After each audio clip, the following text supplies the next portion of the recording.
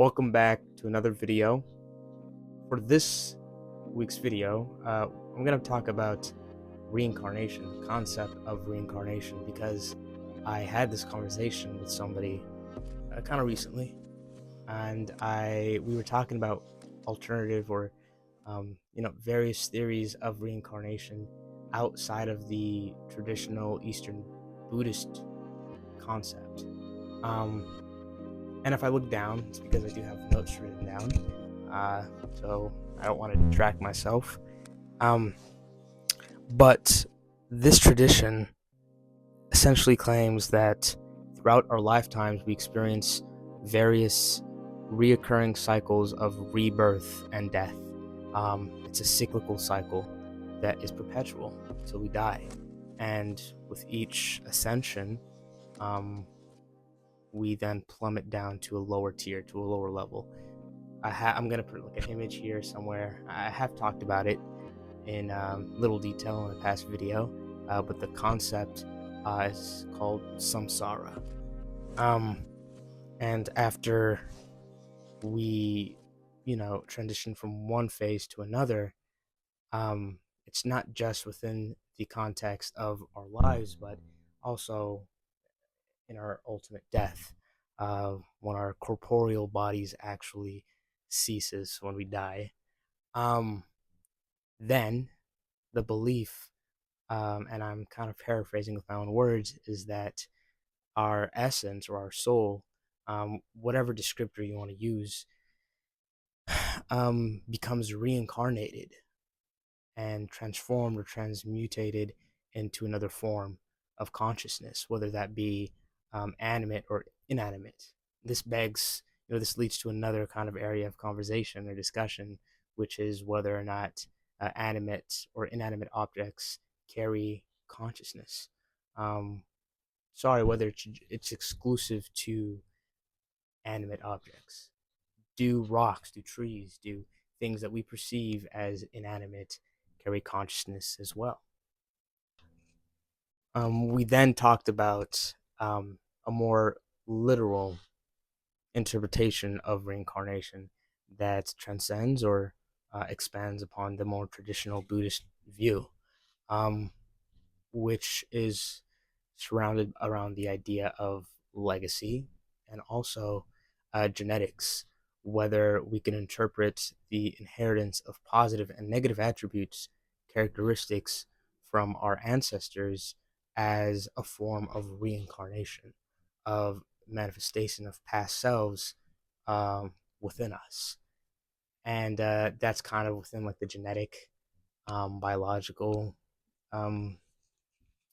understanding of it. But I also thought about it as it relates to legacy. One of the driving factors once people recognize their mortality is that you want to secure a legacy of some kind. The default means of doing so is to have kids, to reproduce, to manifest aspects of yourself through children, through offspring. And if you're unable to do that, then it's through accomplishing something great throughout your lifespan, so that you are remembered. I forget who says this, but there's an idea that one doesn't really pass or die until the last memory or thought of them arises in this existence occurs. Once the last person that knew you in your lifetime or knew of you in your past your lifetime, once that last mention or memory ceases, that's when you actually pass. And it relates to this concept of legacy. And in that way, your story, your essence is remembered. You are reincarnated, or at least immortalized. You're at least immortalized. My battery, I got the notifications, which is why I had to pause for a second. Now, when we talked about this, it's kind of it's kind of reaching as far as it relates to reincarnation. If anything, it more so relates to uh, the inherent desire for people to immortalize themselves in some way, shape, or form. But I still thought it was interesting. If we do perceive the um, inheritance of negative and positive attributes as a form of reincarnation, uh, then the more negative traits that you inherit, whether it be, substance abuse, um, or what have you, that relates more so with the understanding of generational trauma, or at least an aspect of it. And the positive attributes, as far as inheriting um, characteristics through your ancestors or subconscious desires, that would be more so the inheritance of maybe positive temperament. Um, Again, it's not as concretely related to the idea of reincarnation, but I still thought it was interesting, so I thought I'd bring it up. Now, considering one of the, I think it's the second law of thermodynamics, which is just the our understanding of the conservation of energy, which posits that energy cannot be never be destroyed. It's only transformed or converted into a different form, to a different expression.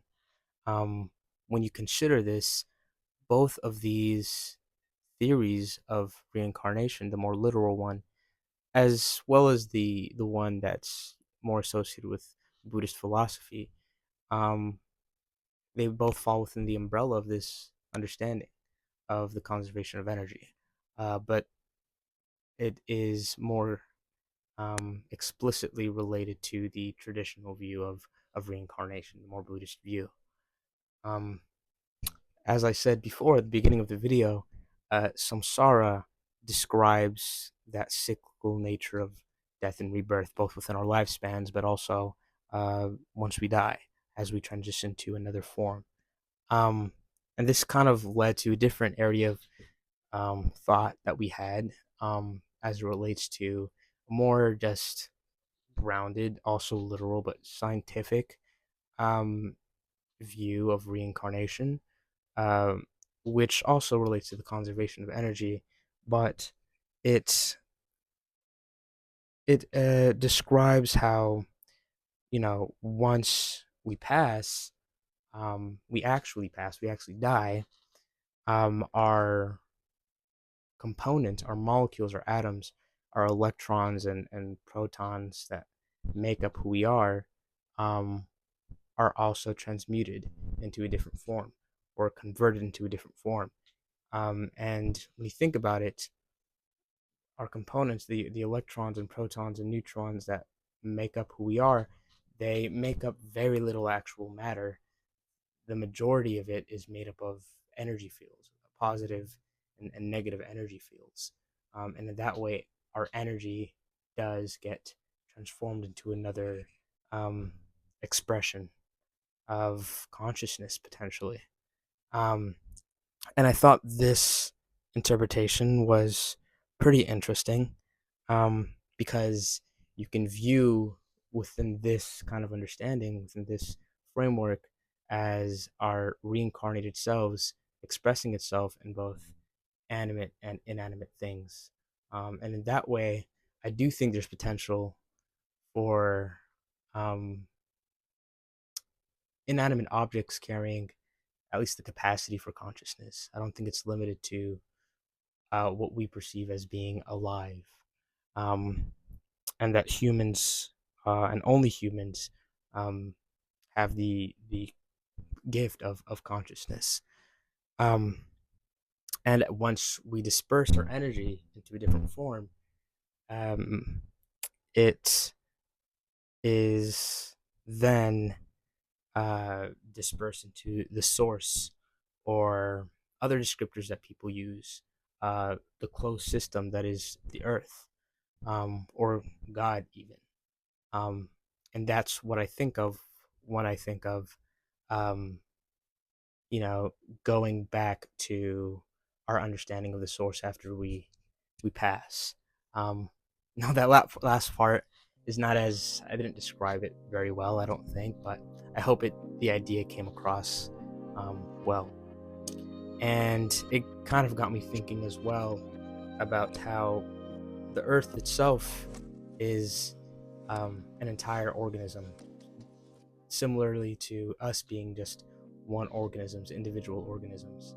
Um, we carry uh, millions of bacteria within ourselves. We have a symbiotic relationship with mites and parasites and bacteria, the same way we act upon the earth sometimes as a parasite or bacteria. Um, so this idea kind of relates to a different topic of discussion. It's not really related to reincarnation, but just wanted to bring it up. Anyways, let me know if you think this format of videos is interesting or entertaining to any of y'all watching. If you do, just leave a comment, leave a like, subscribe to the channel, and I appreciate all the comments and all of the engagement. All right, see you in the next one. Bye.